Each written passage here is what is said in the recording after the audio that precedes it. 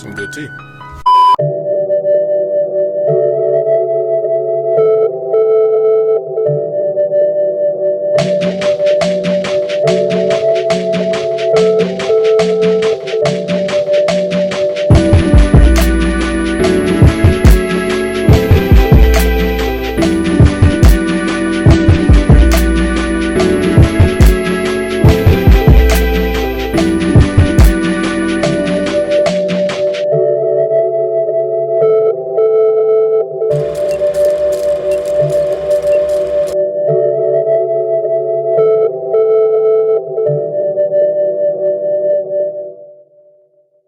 So The Alchemist Cookbook is a 2016 film that was directed by Joy Potticus, who also directed the films Ape, Buzzard, and also Relaxer, most of which, including today's film, was published through Oscilloscope Laboratories, where I find myself more and more interested in a catalog of seemingly creative and obscure movies, which to me is pretty much landing within a gold mine.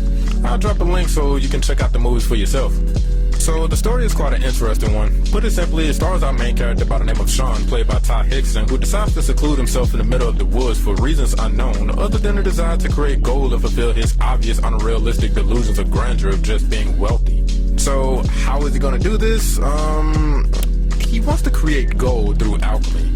Now, for the unaware, alchemy can be seen as a practice of transforming something into something else.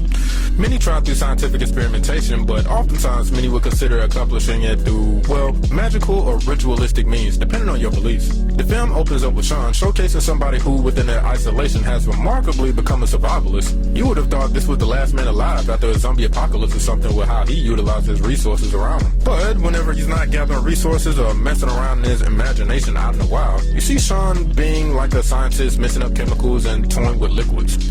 His overall goal is to utilize alchemy to create gold, to become rich and live a lavish life with him and his cat.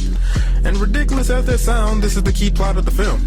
Now, if you look at Sean as an individual, you can get the sense that on a fundamental level, he just isn't what you would like to call a person that's, you know, all the way up here in the head. This is pretty much hinted at throughout the film with his sense of paranoia. Although he's in the middle of nowhere, you can also see this through his displaced sense of timing and reality as it is with society. And lastly, you kind of see this through his importance of him getting his pills. I mean, just describing this dude, it pretty much sounds like nothing but red flags, right? But him as a character and his, well, as I said before, his delusions of grandeur and his questionable means of pursuing such tasks is what made me watch the film all the way through. He sounds nuts, but it really doesn't kick in a high gear until you witness this man following the guidelines of this book. The only other character that even remotely endorses Sean's lifestyle is his friend Cortez, who comes by to pretty much drop off materials. He's kind of like the only line that Sean has to tie himself to the outside world. I believe it's this one event where a certain item goes missing where I think we begin to witness Sean's descent into madness. Remember what I said about alchemy? Well, Sean tries the scientific approach through chemistry, and that seemingly didn't work. So then he fools around and tries another way, meddling with forces that he shouldn't have. And he finds out quickly. As far as the acting goes, Ty Hickson makes this film his own. I believe this movie itself depended on his acting ability, and he pretty much pulled it off. He carried this movie on his back. But within his role as Sean, he brings this unsettling and yet, in a weird way, a likable quality to his character. His body language and most certainly his facial expressions probably spoke more louder than his lines. Amari Cheatham, who acted in quite a few other films, most notably Knucklehead and Django Unchained, as well as some sitcoms, made playing Cortez feel so natural. His comedic remarks and comebacks about his friend Sean was definitely funny, but he made sure that the audience understood that he himself was also not what you would like to call a model citizen. This guy still may have some sense of reality still intact a little bit more than Sean, but that doesn't mean that he isn't the type of person that you would want to associate with pretty much out of sheer self-preservation. He comes off as a crook. Due to some questionable events within the movie that I don't want to spoil, there was this one particular scene where his delivery was just spot on. If you see this movie, you will understand which one I'm talking about. But in this scene, this not only showcased the range of his acting abilities through his emotions, but it also serves as a means for the viewer to take note as to what physical features are telling signs of, well, what he's becoming. Speaking of that, I do have to give it to the makeup artist and whoever was over the sound design department when it came to altering voices to make it sound like something you don't want to have no dealings with. Because what the filmmaker did with this film is just pure genius. In a lot of films, especially nowadays, it would appear that something must always be going on somewhere all the time.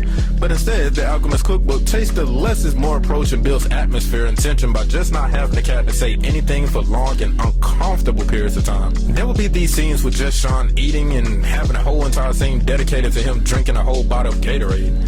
I'm going to have another sip of this. There's some good tea. Also, whenever songs of different genres aren't blasting, I will say that 90% of this movie doesn't have any background music or anything, and substitute for that are just the sounds of, well, the natural environment and occasionally sounds to tease the presence of something else lurking around. Even all the way down to how this film is shot, though beautiful within its picture, I can still see that there were certain techniques that was used purposefully not to show or obscure the very focus the director knew that the audience would be zeroing in on. And after watching the Alchemist Cookbook, I was pretty much left with more questions and theoretical approaches as to why certain things happen to characters. Like, is what Sean is experiencing the result of something supernatural in nature? Is it a medical instability because of a medical sick person unmedicated and untreated? And if that's the case, we could probably see the leading side effects such as hallucinations, sporadic bipolar episodes, and schizophrenia just taking place throughout this whole entire film. Or maybe we're just watching a guy who just exposed himself to too many dangerous chemicals. But to be honest, I believe this is what the director wanted the viewers of the movie to think.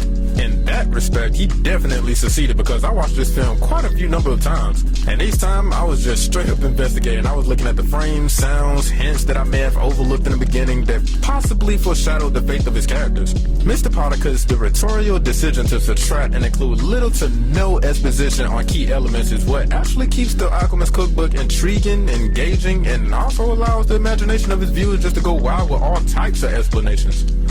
But regardless of how indistinguishable the truth of the matter is, this film message remains the same, and that is taking the easy route can be very costly. One thing I do have to say about this movie before I end this review is that I feel like the trailer lied to people. Like, according to the trailer, this movie seems to be advertised as a comedy. But really, to me at least, nothing about this film was even remotely funny. You're pretty much watching sketchy and borderline psychotic people messing around with dark things. But that's just me though. So, if you like films to speculate over, or if you have enough patience to allow this movie to rev up, then this film might just be for you, because it's pretty much a slow burn. Personally, I never would have thought I'd be entertained by just from what on the surface level would be considered minimalist in regards to the number of characters. But because of how the tools that makes a good movie engaging is kind of used here, made this film something I'll never forget. I mean, give it time, I wouldn't be surprised if this may be a cult classic. But you tell me what you think. The Alchemist Cookbook is now available to watch via various subscriptions, which will be listed in the description below. And until next time, y'all. Peace.